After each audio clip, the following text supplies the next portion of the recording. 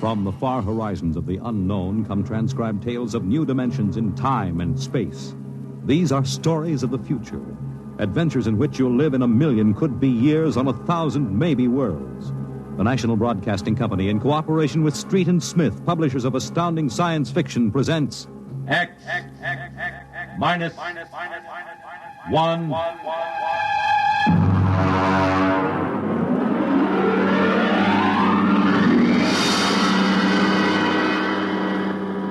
Tonight's story. Cold Equations. There is no margin of safety along the rim of a frontier. There can't be any until the way is made for those who come later. Until then, the penalty for mistakes is a grim one. The laws of physical nature operate with irrevocable certainty, with no room for mercy, kindness, or sentimentality. In space, life becomes a cold equation, and the equal sign is often followed by death. I know. I'm the pilot of an EDS.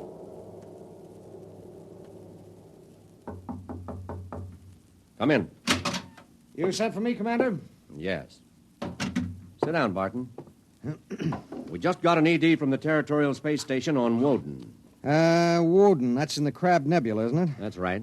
There are 2 exploration parties there on Manning's continent. 8 men each. Mm-hmm. They've got calla fever in one of them and no serum. Oh, and I thought this was going to be a nice, quiet passenger run. Computers are working out your payload and your course right now.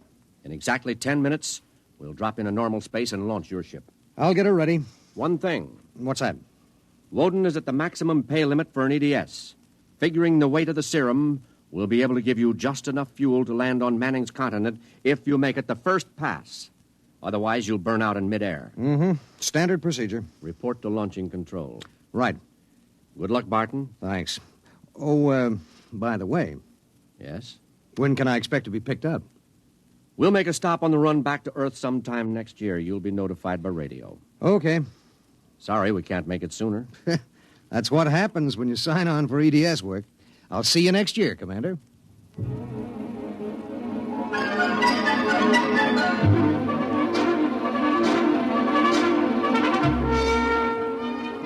Down in the belly of the Stardust, the crew was working like beavers to get the EDS, the emergency dispatch ship, ready.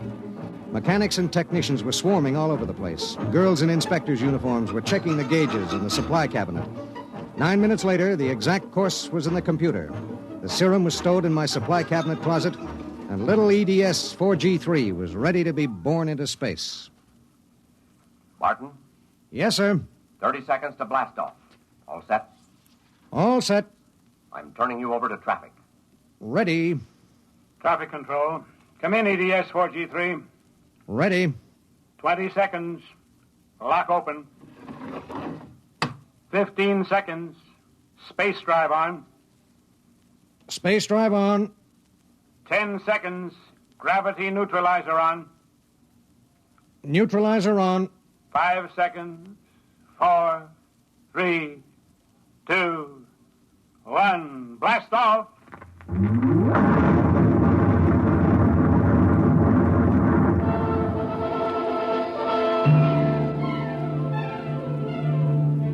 I don't remember how long it was afterwards that I first noticed something wrong.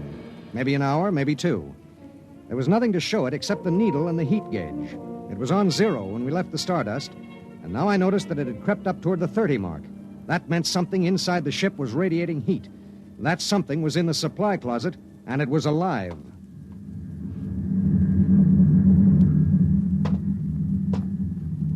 All right, come out. Whoever or whatever you are, if you don't come out in 5 seconds, I'm going to blast you. 1, 2. Well, I'll be... Hello. I'm Marilyn Lee Cross. What are you doing in there? I'm a stowaway. Oh, my... What's the matter? Do I have to pay a fine or something? What are you doing here? I wanted to see my husband. Who's your husband? He's with the government survey crew on Woden. I haven't seen him since he left Earth 4 years ago. Okay. But what made you hide in my EDS? I have a job waiting for me on Mimir, but I heard you were going to Woden and there was plenty of room, so I hid. Oh, I knew I'd be breaking some kind of rule, but what's one little rule?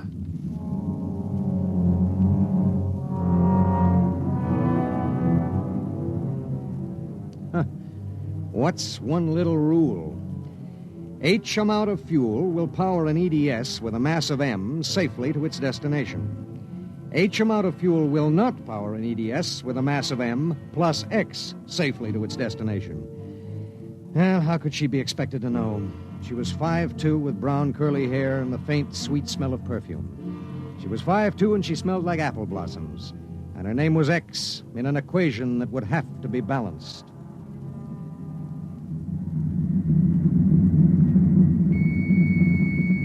Stardust. Come in, EDS. Come in. This is Barton, emergency dispatch pilot 4G3. Go ahead. Give me Commander Delhart. What's the message, EDS? I have to consult Commander Delhart. The commander is busy. Listen, you squirt. Give me Commander Delhart. One moment, 4G3. Commander Delhart, emergency message from EGS 4G3. This is Delhart. What is it? At 0800 hours, I discovered a stowaway aboard my ship. A stowaway? Yes, sir. Well, have you notified ship's records? Not yet, sir. You know the regulations as well as I do. Of course I know the regulations. That's why I'm calling. Barton, what's going on? Sir, this is a girl. A young woman. Oh. She wanted to see her husband on Woden. She didn't know what she was doing. I see. I wondered, sir, maybe the cruiser could change course or something? I'm afraid not. We're hundreds of light years apart now. We have a limited fuel supply ourselves, with 900 passengers. Is there any chance? No.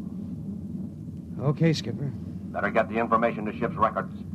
Okay. Barton, Skipper? I'm sorry. Yeah, sure.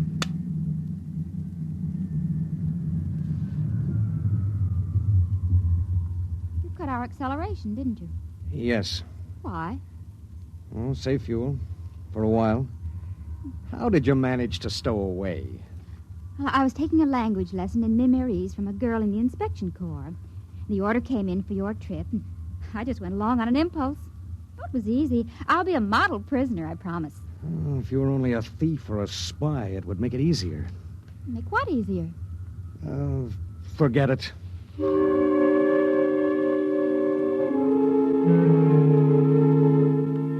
Why couldn't she have been somebody with some ulterior motive, a fugitive, hoping to lose himself in a raw new world, a crackpot with a mission? Why did she have to be a woman? A beautiful, kind, trusting woman?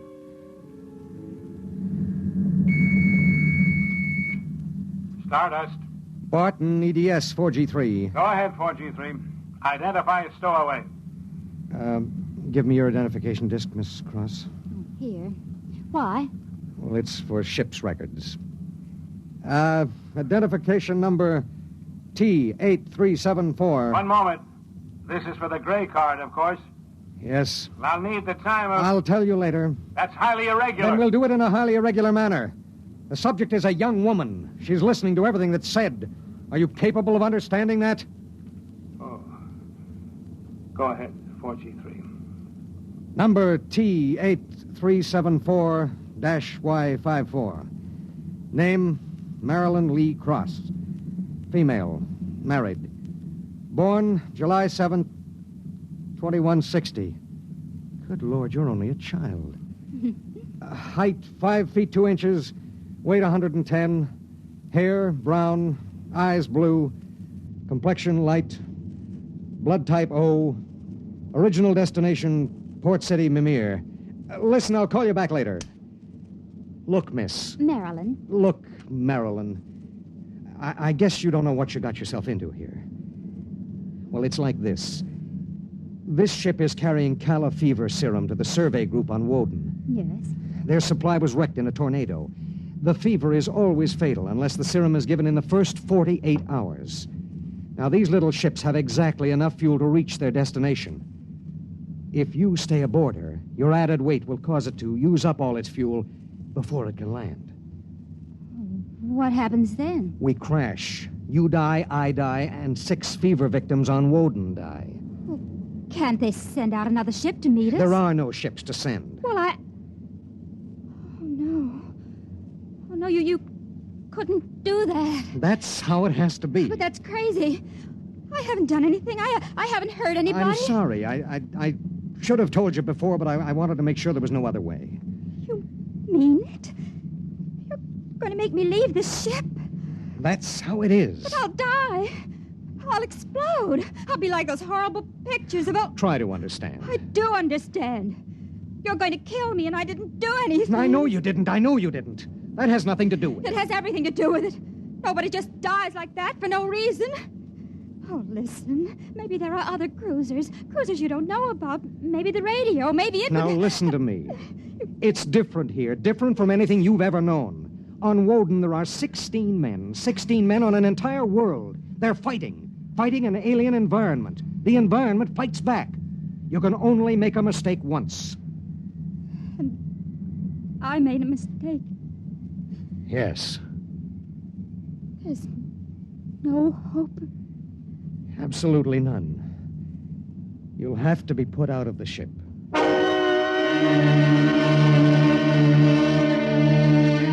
It was better so. With the going of all hope would go the fear. Then would come the resignation. She needed time, and there was so little. EDS. Starship to EDS. Need pertinent data. All right, Starship. When do you expect to complete your report? I need a computer check. I'll give you statistics. Statistics. This is EDS 4G3. I'm intersecting course vector 7.3 at 0831. Deceleration 1750, weight 1 ton. I would like to stay at point 10 as long as the computers allow. Will you give them the question? Check. I'll call you back. We wouldn't have long to wait. The new factors would be fed into the steel maw of the computer bank, and the electrical impulses would go through the complex circuits. Here and there, a relay would click, a tiny cog turn over. But it would be the current, formless, mindless, invisible, which would determine with utter precision how long the pale young girl beside me would live. 5 little segments of metal in the second bank would trip against an inked ribbon, and the machine would spit out the answer. You will resume deceleration at 1910. It was 1810 when he spoke. 1 hour. She has 1 hour to live.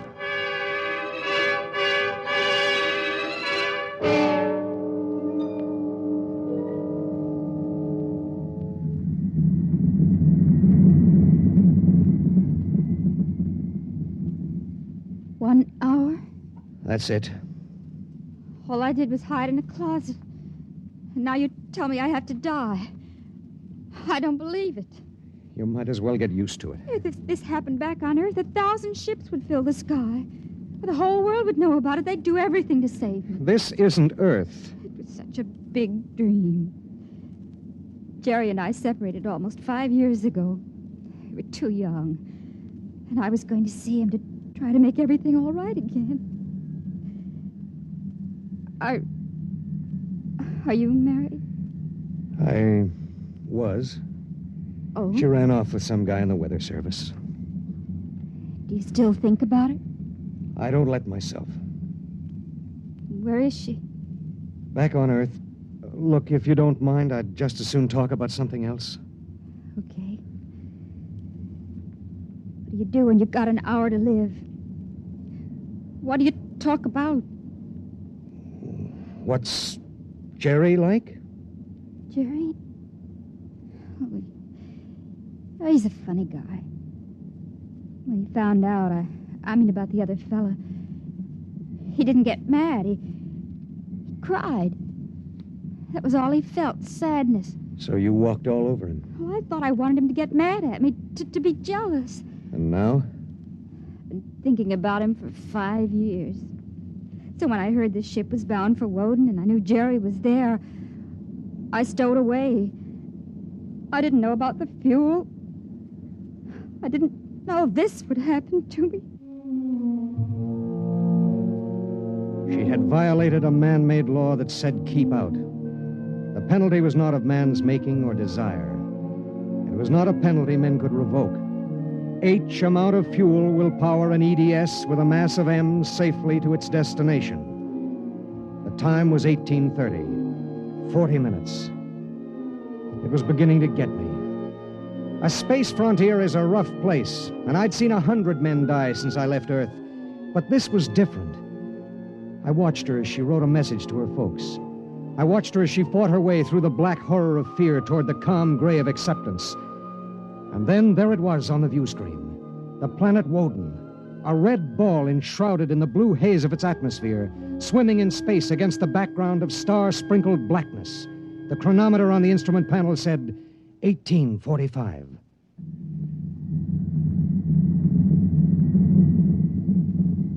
Listen, we're in radio range of Woden now. I mean, would you want me to try to contact your husband? Jerry? It'd mean he would know you're going to die. There'd be nothing anyone can do. Yes. I would like to talk to him. Do you think we can?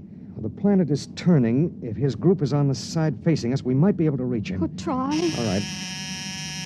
Hello. Hello, Woden. EDS to Government Survey Group.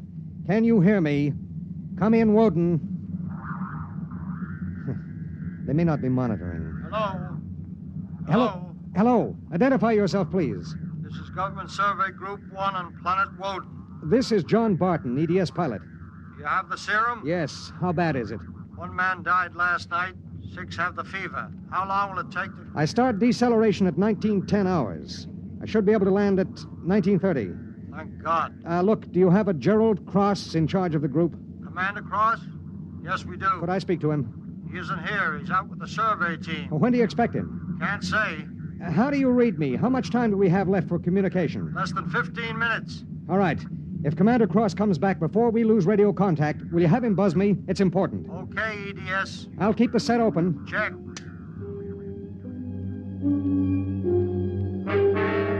The minutes passed like small bits of eternity. On the view screen, I could see Manning's continent sprawled like a gigantic hourglass in the eastern sea. There was a thin line of shadow where it was beginning to disappear as the planet turned on its axis.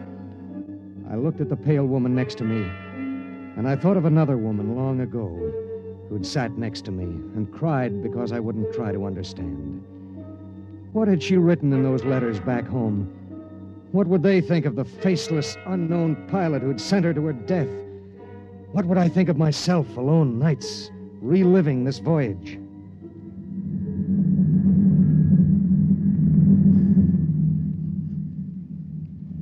Cold, isn't it? I'll turn up the thermostat. Nothing from Jerry? We have about 2 minutes of radio contact left. Maybe it's better. I mean, suppose it were you and your wife tried to call you. How would you feel? I don't know. Do you ever hear from her? I got a letter about a year ago. I tore it up. That was foolish. Yeah, it was. Life is so terribly short to be wandering around alone. Well, Wait a second, we're getting something. How much time before I have to leave the ship? About 10 minutes. Hello, EDS. Hello, EDS. Come in. Come in. EDS. This is Woden. I have Commander Cross. All right, go ahead. Hello, this is Commander Cross. Jerry Cross? Yes. I have someone for you. Go ahead. Hello? Jerry? Hello? Jerry? Who is it? It's me, Marilyn. Marilyn. I wanted to see you again. I stowed away on the EDS. You what? But Marilyn... It doesn't matter, Jerry. All that matters is that I can tell you all the things I've kept inside for so long. Jerry, I want you to know I've never forgotten. Oh, it's been so many years. I can't believe it. I thought I'd see you again, but now I can't. Jerry, you don't hate me, do you? Hate you? Oh, Marilyn, I've never stopped loving you. Not for an instant. Oh, Jerry. Listen, we don't have much time. The transmission is getting fuzzy. Oh, Marilyn, I've got to see you. There's got to be some way. But there isn't. Let me talk to the pilot. Give it to me. Hello. Pilot, have you called the mothership? Did you have them checked with the computers? I've done everything. You've been on the frontier long enough to know the setup in an EDS. Oh, dear God, there must be something, some way. Do you think I'd let this happen if I wasn't sure? He tried to help me, Jerry. He tried. And it really doesn't matter. I'm not frightened anymore. Not now. But how did you get here? I don't understand. Well, I was going to Mimir to take a job, I thought. And now I realize I was just going because I'd be closer to where you were. Oh, Jerry, all this time. Don't. Let me tell you something. Marilyn, I've always known you'd come back to me. I've known it every minute. It's what's kept me alive. I want you to hold that in your mind. Jerry, I can't hear you. We haven't much time. We're losing radio contact. Jerry! Oh, don't cry, darling. Just know how I feel. I do. He's fading. There are so many things to say. Jerry, if you can still hear me, maybe I'll come to see you again. Maybe I'll come to you in your dreams, or be the touch of a breeze, or one of those golden-winged little birds singing my silly head off. Maybe I'll be nothing you can see or hear, but you'll know I'm there. Think of me like that, Jerry. Goodbye. Goodbye, my darling. She sat motionless in the hush that followed. And then she looked at me. Now? Now. I pulled down the black lever, and the inner door of the lock slid open. She walked with her head up and the brown curls brushing her shoulders. I let her do it alone. She stepped into the lock and turned to face me, and I could see the pulse in her throat. I'm ready. I pulled the red lever, and there was a slight waver as the air gushed out. I thought I sensed a bump, as if something had bumped the outer door. And then there was nothing. The white hand of the closet temperature control was back at 0. A cold equation had been balanced, and I was alone in the ship.